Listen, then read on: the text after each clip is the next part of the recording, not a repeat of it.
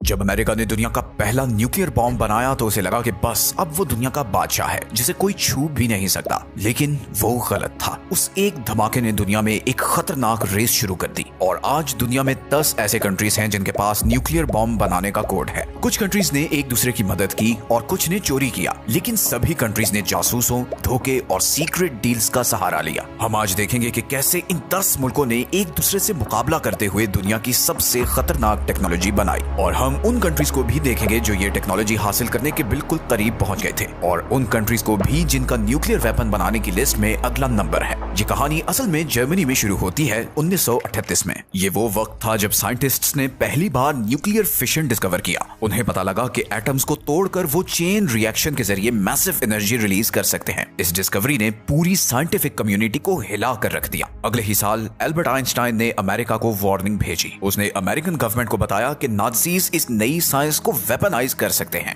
इस वार्निंग की वजह से हिस्ट्री के सबसे महंगे और सीक्रेटिव साइंस एक्सपेरिमेंट का आगाज किया गया। अमेरिका ने मैनहट्टन प्रोजेक्ट लॉन्च किया। ये एक मैसिव ऑपरेशन था जिसमें अमेरिका, यूके और कनाडा के साइंटिस्ट शामिल थे। उन्होंने अपनी पूरी जीडीपी का तकरीबन 1% इस एक गोल पर खर्च कर दिया। वो जानते थे कि उनके मुकाबले में जर्मन्स हैं जो इस प्रोग्राम पर ऑलरेडी काम कर रहे हैं, लेकिन जर्मन्स को बहुत कम कामयाबी मिल रही थी। जर्मनी ने मई 1945 में सरेंडर कर दिया और तब तक उसने न्यूक्लियर बॉम्ब तैयार नहीं किया था। लेकिन फिर जुलाई 1945 में दुनिया हमेशा के लिए बदल गई। American president Harry Trueman, Joseph Stalin और विंस्टन चर्चिल पोट्सडम कॉन्फ्रेंस में वर्ल्ड वॉर 2 के बाद की दुनिया का डिजाइन डिस्कस कर रहे थे। उसी मीटिंग में हैरी ट्रूमैन को एक सीक्रेट मैसेज मिला कि न्यू मैक्सिको में ट्रिनिटी टेस्ट कामयाब हो गया है। अमेरिका अब न्यूक्लियर पावर बन चुका था। प्रेसिडेंट ट्रूमैन ने स्टालिन को बताया कि अब अमेरिका के पास न्यूक्लियर बॉम्ब आ गया है। वो एक्सपेक्ट कर रहे थे कि स्टालिन हैरान होंगे, लेकिन स्टालिन ने सिर्फ सर हिलाया और कहा कि उन्हें उम्मीद है कि अमेरिका इसे जापान के खिलाफ अच्छी तरह यूज करेगा। ट्रूमैन नहीं जानते थे कि स्टालिन को पहले ही इस बात का पता था। सोवियत यूनियन के जासूस मैनहट्टन प्रोजेक्ट के अंदर तक घुसे हुए थे। इंटरनली स्टालिन गुस्से में थे कि अमेरिका ने उनसे पहले बॉम्ब बना लिया है। अगस्त में अमेरिका ने जापान पर 2 न्यूक्लियर बॉम्ब्स गिराए और सेकेंड वर्ल्ड वॉर खत्म कर दी। लेकिन इन धमाकों का धुआं जैसे ही छटा,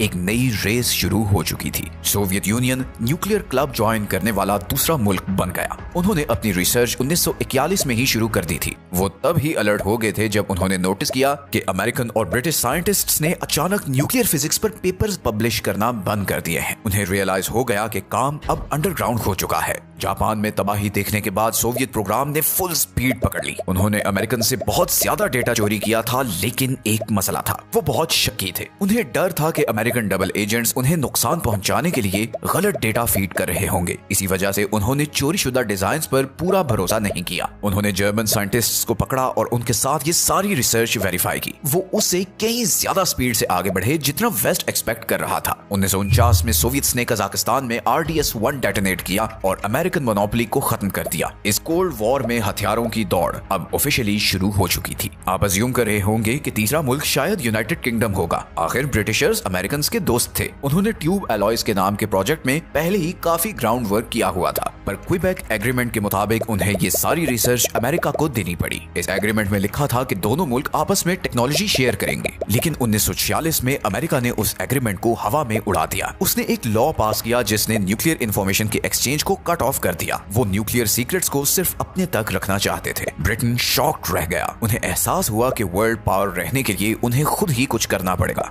उनके पास अभी भी दुनिया की सबसे ज्यादा यूरेनियम सप्लाई थी और साथ में नॉलेज भी थी। उन्होंने बहुत तेज काम किया। 1952 में यूके ने ऑस्ट्रेलिया के साहिल पर अपना पहला बॉम्ब डेटोनेट किया, जिसे ऑपरेशन हरिकेन का नाम दिया गया, और इस तरह ब्रिटेन भी न्यूक्लियर कंट्री बन गया। लेकिन अब गेम बदल रही थी। जो बॉम्ब्स जापान पर गिराए गए थे वो फिजन बॉम्ब्स थे। अब 1950s में साइंटिस्ट्स किसी ऐसी चीज पर काम कर रहे थे जो इससे कहीं ज्यादा खतरनाक थी। वो थर्मो न्यूक्लियर वेपन्स बना रहे थे, जिन्हें हाइड्रोजन बॉम्ब्स भी कहते हैं। एटम्स को तोड़ने के बजाय ये बॉम्ब्स उन्हें आपस में फ्यूज करके बनाए जाते थे। ये बॉम्ब हिरोशिमा पर गिराए गए बॉम्ब से सैकड़ों गुना ज्यादा ताकतवर थे। ओपेनहाइमर जैसे साइंटिस्ट्स ने गवर्नमेंट को रिक्वेस्ट की कि इन्हें मत बनाओ। उन्होंने वार्न किया कि ये इंसानियत को तबाही की तरफ ले जाएगी, लेकिन प्रेसिडेंट ट्रूमैन ने उन्हें इग्नोर कर दिया। 1952 में अमेरिका ने आईवी माइक टेस्ट किया। ये पहला हाइड्रोजन बॉम्ब था। सोवियत ने 1955 में और ब्रिटिश ने 1957 में हाइड्रोजन बॉम्ब टेस्ट कर लिया। इंसानों का डिस्ट्रक्शन पोटेंशियल अब 1000 गुना बढ़ चुका था। न्यूक्लियर बॉम्ब बनाने वाला चौथा कंट्री फ्रांस था। फ्रांस स्विस क्राइसिस के दौरान बहुत शर्मिंदा हुआ था और उसे लगा कि सुपर पावर्स उसे दबा रहे हैं। उसने फैसला किया कि उसे अपना खुद का डिफेंस चाहिए ताकि उसे एक यूरोपियन सुपर पावर माना जाए। अमेरिका फ्रांस के न्यूक्स रखने के सख्त खिलाफ था। उसने बहुत डिस्करेज करने की कोशिश की, लेकिन प्रेसिडेंट चार्ल्स डी गॉल डटे हुए थे। उन्होंने ये कहा कि न्यूक्लियर वेपन्स फ्रेंच सॉवरेनिटी के लिए बहुत जरूरी हैं। फ्रांस ने अफ्रीका में अपनी कॉलोनीज जैसे मेडागास्कर और गैबोन से यूरेनियम सोर्स मंगवाना शुरू किया। फ्रांस अभी भी वर्ल्ड वॉर 2 की तबाही से रिकवर कर रहा था, लेकिन उसके साइंटिस्ट्स ने बहुत मेहनत की। 1960 में फ्रांस अल्जीरिया के सहारा डेजर्ट में गया और उसने वहां अपना पहला न्यूक्लियर बॉम्ब डेटोनेट किया, जिसे जय बॉयज ब्लू कहा गया। इस धमाके ने वॉशिंगटन और पूरी दुनिया को एक मैसेज दिया कि फ्रांस को अब प्रोटेक्शन के लिए अमेरिकन मिलिट्री की जरूरत नहीं है। पांचवा मुल्क चाइना था। चाइनीज अमेरिकन के खिलाफ डिफेंस चाहते थे। शुरू में सोवियत यूनियन ने उनकी मदद की। वो चाइना को एक साथी कम्युनिस्ट कंट्री समझते थे, लेकिन फिर रिलेशंस खराब हो गए। असल में सोवियत लीडर क्रुश्चेव ने स्टालिन की लेगेसी को क्रिटिसाइज करना शुरू किया। वो वेस्ट के साथ बेहतर रिलेशंस चाहते थे। माओ जेडोंग को ये बहुत गलत लगा। उन्होंने सोवियट्स पर इल्जाम लगाया कि वो अपनी रेवोल्यूशनरी स्पिरिट खो रहे हैं। दोनों मुल्क अलग हो गए और सोवियट्स ने अपनी सारी टेक्निकल हेल्प वापस ले ली। उन्होंने चाइना को बाकी चीजें खुद फिगर आउट करने के लिए छोड़ दिया। उस वक्त चाइना में एक जबरदस्त कल्चरल रेवोल्यूशन चल रही थी, लेकिन उन्होंने सारे रिसोर्सेज न्यूक्लियर बॉम्ब बनाने में लगा दिए। 1964 में चाइना ने लॉप नूर झील पर अपना पहला एटॉमिक बॉम्ब टेस्ट करके दुनिया को शॉक कर दिया। इसके बाद उन्होंने एक और शॉक दिया। सिर्फ 2.5 साल बाद उन्होंने हाइड्रोजन बॉम्ब भी टेस्ट कर दिया। ये किसी भी कंट्री की तरफ से बेसिक फिशन बॉम्ब से एडवांस्ड फ्यूजन बॉम्ब तक जाने की सबसे तेज डेवलपमेंट थी। इस लिस्ट में छठा मुल्क सबसे ज्यादा मिस्टीरियस है और वो है इसराइल। आज तक इसराइल ने ऑफिशियली कभी एडमिट नहीं किया कि उसके पास न्यूक्लियर वेपन्स हैं। इस मामले में वो खामोशी रखता है। 1950s में इसराइल ने नेगेव डेजर्ट में फ्रांस की मदद से एक सीक्रेट न्यूक्लियर फैसिलिटी बनाना शुरू की। अमेरिकन स्पाई प्लेन्स ने ये कंस्ट्रक्शन साइट स्पॉट कर ली। प्रेसिडेंट जॉन एफ कैनेडी बहुत परेशान हुए और उन्होंने इस प्लांट की इंस्पेक्शन की डिमांड की। इसराइलीज ने टाल मटोल किया और कुछ नहीं बताया। उन्होंने अंडरग्राउंड बॉम्ब मेकिंग फैसिलिटीज को छुपाने के लिए फेक वॉल्स और हिडन एलिवेटर्स बनाए। जॉन एफ कैनेडी इसराइल को रोकने से पहले ही मर गए और उनके बाद आने वाले लिंडन बी जॉनसन काफी प्रो इसराइल थे। माना जाता है कि 1967 तक इसराइल के पास न्यूक्लियर बॉम्ब आ चुका था। दुनिया को इसकी कंफर्मेशन बहुत सालों बाद 1986 में मिली। मोर्डेशाई वानूनू नाम के एक टेक्नीशियन ने सीक्रेट इसराइली फैसिलिटी में काम किया था। उसने वहां की फोटोज ली और उन्हें मुल्क से बाहर स्मगल किया। उसने ये स्टोरी एक ब्रिटिश न्यूज़पेपर को दी, लेकिन इससे पहले कि स्टोरी पब्लिश हो सकती, इसराइली सीक्रेट सर्विस मोसाद उस तक पहुंच गई। उन्होंने एक ट्रैप लगाया। एक फीमेल एजेंट ने लंदन में अमेरिकन टूरिस्ट होने का नाटक किया। उसने वनूनू के साथ फ्लर्ट किया और उसे अपने साथ रोमांटिक वीकेंड के लिए रोम चलने पर कन्विंस किया। जैसे ही वो रोम पहुंचा, उसे ड्रग दिया गया, किडनैप किया गया और वापस इसराइल शिप कर दिया गया। उसने वहां 18 साल जेल में गुजारे। उसकी कुर्बानी की वजह से दुनिया को पता लगा कि इसराइल वाकई एक न्यूक्लियर पावर था। सातवां मुल्क इंडिया था। इंडिया सराउंडेड था। वो दो ताकतवर दुश्मनों के बीच ट्रैप्ड फील करता था। वो 1962 में चाइना से जंग हार चुका था और दूसरे बॉर्डर पर अपने राइवल पाकिस्तान के साथ लगातार लड़ रहा था। इंडिया ने कनाडा से लाए गए एनर्जी रिएक्टर में रिसर्च प्रोग्राम शुरू किया। इंडिया ने क्लेम किया कि वो बॉम्ब नहीं बना रहे, लेकिन 1974 में उन्होंने रेगिस्तान में एक टेस्ट किया। उन्होंने इसे पीसफुल न्यूक्लियर एक्सप्लोजन कहा और इसका कोड नेम स्माइलिंग बुद्धा था। दुनिया में एक खलबली मच गई। कनाडा और अमेरिका ने टेक्नोलॉजी मिसयूज करने पर इंडिया पर सैंक्शंस लगा दिए। इंडिया कुछ अरसे के लिए रुक गया, लेकिन 1990s में उसने ऑफिशियली अपने प्रोग्राम को वेपनाइज कर दिया। उन्होंने no first use policy declare की। इसका मतलब है कि वो वादा करते हैं कि वो न्यूक्स तब तक यूज नहीं करेंगे जब तक कोई और पहले इंडिया पर न्यूक्लियर बॉम्ब यूज ना करे। 8वीं कंट्री की शायद सबसे यूनिक स्टोरी है। ये साउथ अफ्रीका था। 1970s तक साउथ अफ्रीकन गवर्नमेंट बिल्कुल अकेली हो चुकी थी। बाकी दुनिया उनके रेसिज्म से नफरत करती थी और मदद करने से इनकार करती थी। उन्होंने अपने बॉर्डर्स की तरफ देखा और उन्हें हर जगह दुश्मन नजर आए। अंगोला जैसे पड़ोसी मुल्क कम्युनिस्ट कंट्रोल में जा रहे थे। उन्होंने फैसला किया कि उन्हें अल्टीमेट इंश्योरेंस पॉलिसी चाहिए। उनके पास बहुत ज्यादा यूरेनियम रिजर्व्स थे और उन्होंने उन्हें यूज करना शुरू किया। 1989 में एक अमेरिकन सैटेलाइट ने साउथ अफ्रीका के कंट्रोल वाले आइलैंड्स के करीब इंडियन ओशन में मिस्टीरियस लाइट डिटेक्ट की। ये माना जाता है कि ये इसराइल के साथ एक जॉइंट न्यूक्लियर टेस्ट था। 1980s तक साउथ अफ्रीका ने 6 फुली फंक्शनल न्यूक्लियर बॉम्ब्स बना लिए थे, लेकिन फिर दुनिया बदल गई। सोवियत यूनियन कोलैप्स हो गया। कम्युनिज्म का थ्रेट खत्म हो गया। साउथ अफ्रीकन गवर्नमेंट जानती थी कि उनका वक्त खत्म हो रहा है। वो नेल्सन मंडेला की सरबराही में आने वाली नई गवर्नमेंट को न्यूक्लियर वेपन्स देने से खौफजदा थे। उन्होंने वो किया जो कोई और कंट्री नहीं कर सकता था। उन्होंने वॉलंटरीली अपने सारे न्यूक्लियर वेपन्स डिसमेंटल कर दिए। उन्होंने सारे ब्लूप्रिंट्स डिस्ट्रॉय कर दिए और यूरेनियम को पिघला दिया। तो साउथ अफ्रीका वो अकेला मुल्क है जिसने अपने न्यूक्स बनाए और फिर सब खत्म कर दिए। नौवां मुल्क है पाकिस्तान। 1971 में इंडिया से आधा मुल्क गंवाने के बाद पाकिस्तानी प्राइम मिनिस्टर जुल्फिकार भुट्टो ने ऐलान किया कि अगर लोगों मुल्कों को घास भी खानी पड़ी, तब भी वो अपना न्यूक्लियर बॉम्ब बनाएंगे। वो इंडिया को डोमिनेट करने नहीं दे सकते थे। इस प्रोग्राम के हीरो अब्दुल कदीर खान थे। वो नेदरलैंड्स में एक फैसिलिटी में मेटलर्जिस्ट थे जो यूरेनियम इनरिच करती थी। उन्होंने अपनी क्लियरेंस यूज करके सेंट्रीफ्यूजेस के टॉप सीक्रेट ब्लूप्रिंट्स चोरी किए। उन्होंने ये सारे डिजाइन याद किए, उन्हें कॉपी किया और उन्हें वापस पाकिस्तान ले आए। इन डिजाइन ने उन्हें एक जबरदस्त हेड स्टार्ट दिया। उन्हें चाइना से भी मदद मिली जो इंडिया को चेक में रखना चाहता था। अमेरिका जानता था कि पाकिस्तान क्या कर रहा है, लेकिन अमेरिका को अफगानिस्तान में सोवियत से लड़ने के लिए पाकिस्तान की मदद चाहिए थी, इसलिए अमेरिकन ने आंखें बंद कर ली। 1998 में इंडिया के टेस्ट्स कंडक्ट करने के सिर्फ हफ्तों बाद पाकिस्तान ने भी जवाब दिया। उन्होंने पहाड़ों में 5 न्यूक्लियर बॉम्ब्स डेटोनेट किए। पाकिस्तान में सब खुश हो गए। उन्होंने प्लेइंग फील्ड बराबर कर दी थी। अनलाइक इंडिया, पाकिस्तान की फर्स्ट यूज पॉलिसी नहीं है। इसका मतलब है कि अगर उन्हें लगे कि वो कन्वेंशनल वॉर हारने वाले हैं तो वो न्यूक्लियर मिसाइल लॉन्च कर देंगे। और अब हम आते हैं इस लिस्ट के आखिरी कंट्री पर, और वो है नॉर्थ कोरिया। नॉर्थ कोरिया को उसी वजह से न्यूक्स चाहिए थे जिस वजह से बाकी सबको चाहिए थे। वो रिजीम सर्वाइवल चाहते थे। किम फैमिली को लगता था कि न्यूक्लियर बॉम्ब्स के बगैर अमेरिका उन पर अटैक कर देगा। उन्होंने शुरू में तो एनर्जी के लिए सोवियत मदद ली, लेकिन फिर एकदम सीक्रेसी में चले गए। उन्होंने वेपन्स ना बनाने का वादा करते हुए ट्रीटी साइन की और फिर उन ट्रीटीज को तोड़ दिया। उन्होंने वो डिजाइन यूज किए जो कहा जाता है कि उन्होंने पाकिस्तान से खरीदे थे। 2006 में नॉर्थ कोरिया ने अपना पहला अंडरग्राउंड न्यूक्लियर टेस्ट किया। ये एक छोटा एक्सप्लोजन था और कुछ एक्सपर्ट्स के मुताबिक ये पार्शियल फेलियर था, लेकिन वो कोशिश करते रहे। 2009 और 2013 में उन्होंने बड़े बॉम्ब्स टेस्ट किए। 2017 तक उन्होंने thermo nuclear hydrogen bomb test किया और आज उनके पास इंटरकॉन्टिनेंटल मिसाइल्स हैं जो थियोरेटिकली अमेरिका तक पहुंच सकते हैं। नॉर्थ कोरिया वो अकेला मुल्क है जिसने नॉन प्रोलिफरेशन ट्रीटी से विड्रॉ किया और न्यूक्लियर बॉम्ब बनाया। तो ये वो 10 कंट्रीज हैं जिन्होंने बॉम्ब बनाया, लेकिन कहानी सिर्फ इन तक महदूद नहीं है। ऐसे और भी मुल्क हैं जिनके पास न्यूक्लियर वेपन्स हैं। कोल्ड वॉर के दौरान अमेरिका और सोवियट्स ने पूरी दुनिया में अपने न्यूक्लियर वेपन्स छुपाए। अमेरिकन न्यूक्स आज भी बेल्जियम, जर्मनी, इटली, नेदरलैंड्स और तुर्की में पड़े हैं। रशिया ने अभी रिसेंटली टैक्टिकल न्यूक्लियर वेपन्स वापस बेलारूस में मूव किए हैं। हमें उन मुल्कों को भी देखना होगा जिन्होंने कोशिश की और फेल हो गए। आपको जानकर हैरत होगी कि कितने कंट्रीज न्यूक्लियर बॉम्ब बनाने के करीब थे।